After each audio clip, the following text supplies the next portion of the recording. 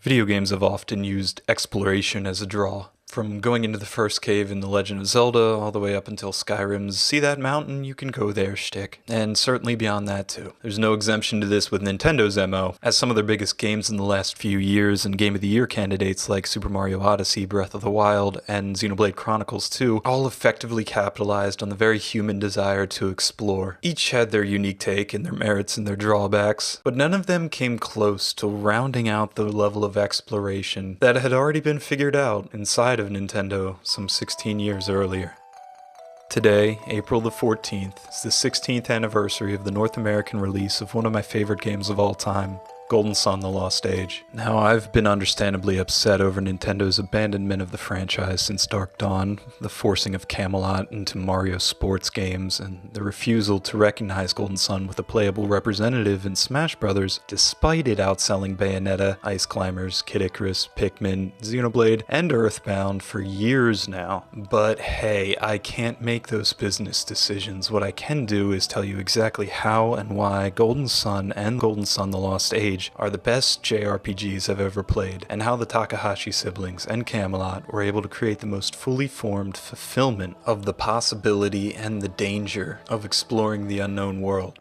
Maybe you're not familiar with the franchise, but you're likely familiar with another Nintendo RPG, Pokemon. Recall, if you will, the first dungeon of that game, Mount Moon. You'll remember crawling out of Mount Moon, tail between your legs, with broken and battered Pokemon in your party, maybe poisoned, maybe only having a couple left. It's a punishing and tough gauntlet that really asks you to prepare before leaving town, as the endurance of your party is going to be the important thing. Now imagine that was extended to the entire game. That's fundamentally what Golden Sun is, a survival game. A world where anything outside the town is a risk. Your synergy is your lifeline, as the first scene in the game will demonstrate for you. Your strongest way of damaging the enemies is through synergy, spells that are tied to the PP or synergy points you have left. Of course, healing and field actions also consume these. While they do regenerate slowly so you won't ever get stuck on an overworld puzzle, for an appropriate level, the monster encounter rate will keep draining you and draining you further and further of your synergy. With no way to recover your synergy points aside from going to town or using very rare and valuable items, the entirety of Golden Sun's adventuring gameplay becomes a gauntlet of sorts. The question isn't, can you overcome these trash enemies that continuously pop up? No, the question is more of a survival one. Can you conserve enough of your synergy till you make it to the ultimate boss of the dungeon? Can you learn the enemy's health and weaknesses and attack patterns so that you can minimize the damage dealt to you and maximize your efficiency in combat? Can you navigate as well the additional wrinkles that each area will throw on top of you, like the heat in the desert? And this wear you down mechanic can be seen as well in a couple other JRPGs like Persona. But then it would be kind of quite boring if it were just a straight shot kind of Octopath Traveler or Final Fantasy XIII linear path right to the end boss. Instead, there's another wrinkle in Golden Sun, one that's very core and very important to the series, and that's the puzzles that the game presents you with.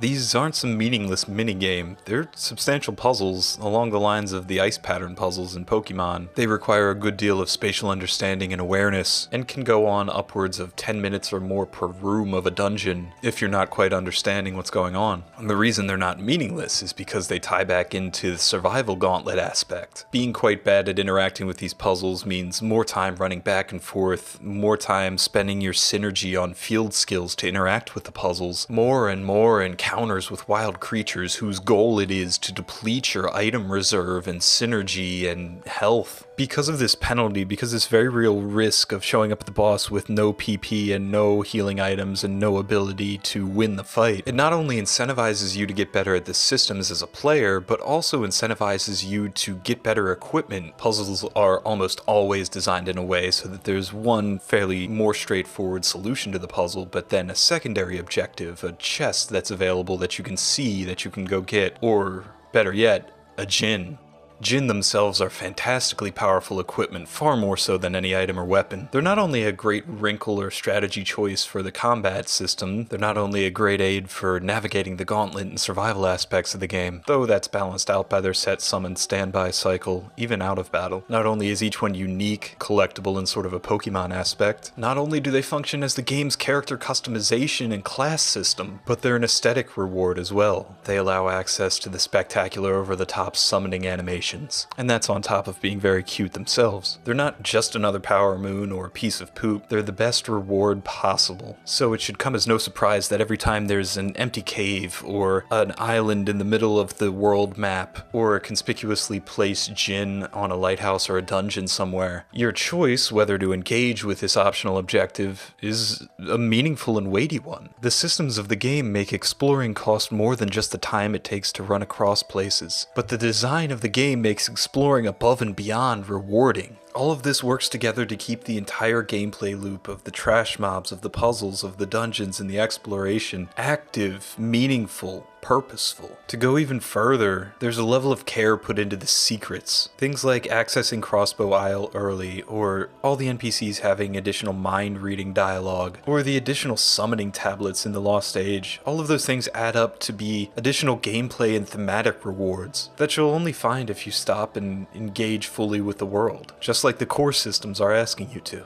All of this then is all the more reason the story can talk about going out on a journey, exploring, just like any standard JRPG, but there's the weight there to back that up. Everything from forging the trident for Poseidon to the fact that Satoros and Minardi come from a region far to the north that's disconnected from everything. All of that has the weight because going out and simply exploring is dangerous, is weighty, but also holds great reward. There's no fast travel, only recalling out of the dungeon, the equivalent of running away in fear. So the world feels expansive and big. The series can have a plot about politics of different regions, or different cultures clashing, or secret hidden lost cities, and the game can rely on optional content only because it's all enabled by the design of the world, the design of the gameplay, the design of the core systems of the RPG. Even some of the best RPGs, some of the best open worlds, end up falling flat in one or the other area, but Golden Sun doesn't. It's laser focused, puts challenge in the right spot, and informs everything about its design in the pursuit of making exploration and its journeys fun.